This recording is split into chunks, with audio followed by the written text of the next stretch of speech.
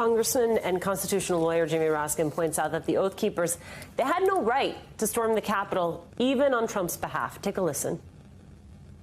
The president doesn't have the authority to just turn the Proud Boys or the Oath Keepers or any other private militia into an official state militia. Those are organized by the states. The Constitution says the officers are appointed by the state governments and they exist under the discipline created by Congress. So none of it makes any sense. I mean, I don't think we expected it to make sense, either coming from these militia groups or coming from the former president. But can you talk a little bit about how this kind of militia became normalized in the first place on the far right?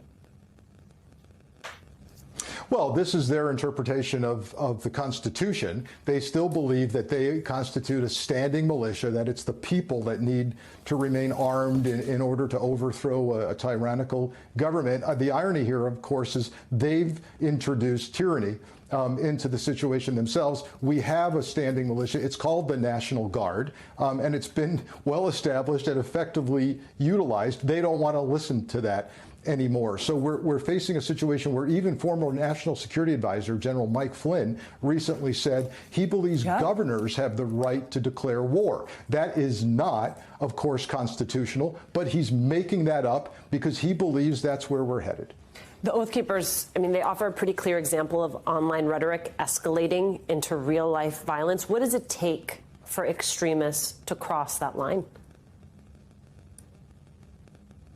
To cross the line like what happened on January 6th? To go from it being something that they're talking about sitting at a desk with their online friends to all of a sudden, you know, putting ammo in the car, having a plan, and having it become this real world plan plus action.